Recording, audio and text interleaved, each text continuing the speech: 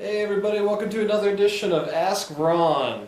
First up this week is Vince Mayer from Missouri. Hey Vince. He says, my mother, who's 89, inherited a 2-bed, 1-bath house when her sister died. It went into her trust and she would like to sell it to me via seller financing. Okay. Is it free and clear? It is free and clear, but is there anything we should be aware of here because of Dodd-Frank? Yeah. Dodd-Frank has nothing to do with this deal, Vince. Number one, your grandmother is immune from it. You can sell one per year and Dodd-Frank doesn't even kick in. So you can do whatever you want there. Is there anything you should be aware of? Yeah, you probably want to make sure you make the payments or you're going to have a mess within your family. That's all. You still need a purchase and sale agreement from her, just like you would anybody else, stating the terms, and you still need an attorney to close it for you. And of course, you're going to pay all of the cost. That's it. Nothing else to be concerned about. All right, next up is David Villarreal from Texas. Hey, Dave. David has 2 questions about handling monthly payment checks to mortgage holders. His first question is, what's the best assurances for all parties that payments are getting made to the mortgage holder? All right. A good way to make that happen without your hands on it and to make the buyer and the seller feel better is to have a company called Escrow Serve, S-E-R-V, escrow, S-E-R-V.com, collect the payment and make the payment, and send both parties a 1099 at the end of the year. That costs $50 to set it up and $15 a month to make that happen. We pass that along to the buyers and just add it to their payment. And then the Escrow Serve company collects the lease payment or the incoming mortgage payment, pays the underlying debt, and drops the difference in the seller's bank account.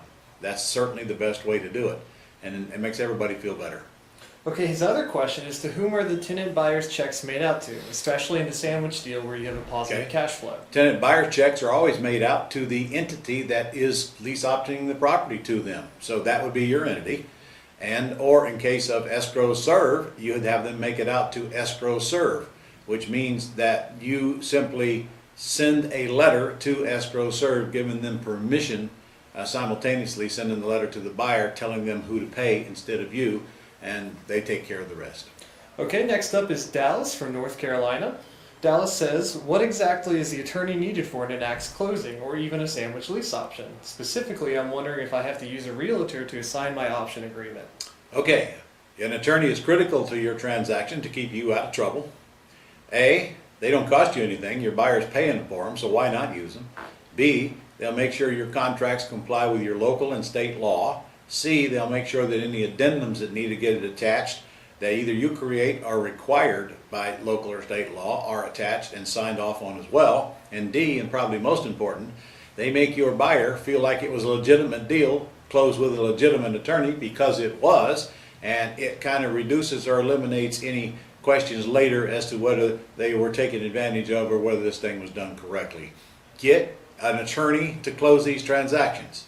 The most stupid thing you could do is try to do this paperwork yourself and act like an attorney. Sooner or later, you're going to get hit, and that hit could cost you an awful lot of money, if not put you out of business. Let attorneys do what they do best, and you'll soon discover why you're paying them. Thank you, Ron. Our next question is from Patricia McLean in Georgia. Patricia, how are you? Patricia says, I found a property that has been vacant for a few years now. I discovered that the owner is deceased and the property has tax liens on it. Right. It's in a good neighborhood and probably needs about $15,000 to fix. Is there a potential deal to wholesale? Well, there is, Patricia, but you've got to locate the owners of the property or the persons who can sign for the owners. And that might not be easy, but you can hire a private investigator to do it. It shouldn't cost that much. And the first thing I'd do is do a title search on the house to see if there are any other liens on it. Because another approach is to, if let's say there's a mortgage on it, you could buy that mortgage at a deep discount and then foreclose on the property to get title to it. That's one way to do it. If there are no mortgages on it, just tax liens, you've got to find out who inherited the house or who's next in line. It's likely that there might be children involved of the deceased and they haven't filed probate because they don't have the money. And you might find these people, have somebody track them down and find them, put it under contract to buy it at a really cheap price, and then pay for the probate for them. We've done that several times. Actually, I'd get the deed before I spend any money on the probate, but that's a kind of a hidden way to get deals that doesn't get talked about much. In fact, we just did one like that. Feller died, there was a loan on the property, and we got the deed on it. Then we run it through probate, which took about 3 months and cost us about $1,500. And then we sold the property, and I don't remember the details, but exact same situation as yours. But you got to find them. You can do nothing until you locate who can sign a contract on this house. Period. And so until you do that, there's nothing else to discuss on the house. Thank you, Ron. Our next up is Don Strickland from Pennsylvania. Don's got 2 questions for you. Okay, Don, how are you? His first one is, do I need to get a purchase and sale agreement signed with the buyer in addition to collecting the deposit and the application receipt agreement, or just send them to my attorney and have them handle all the paperwork? Well, you didn't tell me what kind of a buyer you got. Qualified buyer, sorry. Qualified buyer. All I get is an application and receipt agreement and their deposit. And that thing says that their deposit will apply if they qualify, and I'll give it back if they won't.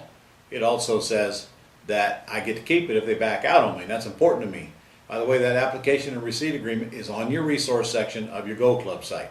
So with that, I literally can be marketing this house to more than one buyer. I can get 5 of those things on one house and then accept the one that gets through of that loan process. One thing about putting people in the loan process, folks, a lot of things can go wrong, and you don't have a sale until the day you get that check. And we just had one blow up on us about a week before we were supposed to close it. Daughter ran off, and they decided not to buy it. They moved out, and here we are starting all over again. So, after all this time getting them qualified and getting their credit cleaned up. So every day that goes by is a day you stand to lose that deal. So the more applicants you have with deposits, the better chance you got of getting one of them closed. So application receipt is all you need. Now, if you're getting them a loan, before your loan processor can submit the package to FHA or whoever the lender is, then they will need a purchase and sale agreement. But by that time, you will know whether they're going to get approved or not, and so you can fill it out at that time. But until then, you have all this time to shop and look for the best buyer possible. Can't tell you, before I learned about this application and receipt agreement, how many times I'd sign somebody up with a contract, and gosh, a few days later, here comes somebody who wants to write me a check to buy the house, and I can't sell it because I've got it under contract. That application and receipt agreement will keep that from ever happening to you. So use it. It's right on your Gold Club site. Don's next question says, I also have another buyer who's not qualified yet, but has an 800 credit score and cash to put down. In this case, would I just send them to a mortgage broker to get qualified and collect the binder? Well, Don, the process is the same. In fact, I just answered the question. Well, Get an application and receipt agreement on both applicants, submit it to your loan originator, and let him go. If he thinks both of them can get approved, let him put both of them in there at the same time. Now, okay, suppose they both do get approved, is your question. I know it is. You pick up the phone and you call one. I'm sorry, I got you very close to getting approved for this house, but I've got a better qualified buyer that came along, so let me find you another one, because we can use your approval process now and put you in another house, and you'll probably give them some kind of concessions. And if they don't like you anymore, if they're mad at you, just got to give them their deposit back. But hey, you got your buyer. So put them both in there at once. And you didn't tell me why they weren't approved. With an 800 credit score, I'd have to wonder, why aren't they approved? They're probably better approved than the first applicant you discussed. But let your loan originator decide that for you.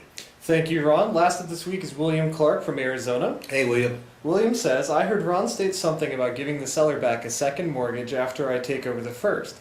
Does this mean that the seller is taking out a mortgage on their own equity? No. Or does that mean that I'm taking the mortgage out as a new deed holder? No, neither one.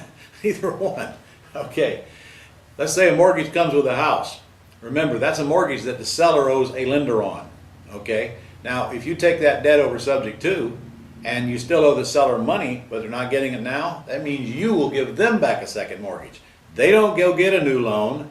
A new loan is created where they're owed money, not where they owe money. So they're not going to go borrow money on the house. And you're certainly not going to go borrow a second on it, because I will personally come hurt you if you would do something that stupid.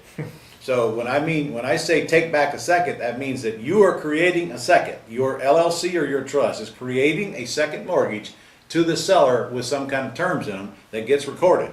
So the first day's on a house, the loan you just created stays on the house, but nobody's going to the bank and applying for any kind of a loan. You should also write down the dates of June 10th and 11th, because I'm going to be doing a high-end house seminar here in Jacksonville, June 10th and 11th. It's called Big Money in Big Chunks. And it's you'll get the information on it shortly, but just set aside those dates right now. By the way, if you haven't registered for our upcoming summit yet, this would be a great time to do it.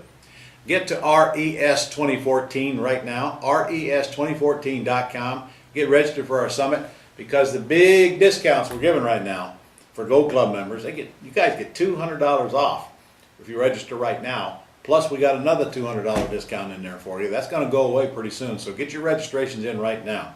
We're going to have a great convention in September, and what better place to be than Orlando in September. So I'll see you next week. Also, don't forget, guys, our monthly Q&A is next Monday, and the instructions to get on that call will be below the video. So check it out, and we'll see you then. All right, that means you can turn in your property information sheets now, but try to get them in here by 3 o'clock Eastern Standard Time. And if you are watching this video for the first time, you should go get to be a Gold Club member if you're not, because if you're not a member, you can't participate in the Q&A or in the property information sheet discussion. You can only listen. So sign up right now. If you're getting this video right now, then there's a place for you to become a Gold Club member right here. And come on, it's $59 a month, for crying out loud. I pay more than that for coffee that I fix at home. Go get to be a Gold Club member. It's the biggest bargain in real estate today, and it's only getting better and better and better. So get to be a Gold Club member and take time to explore all of the cool goodies you get. See you next week.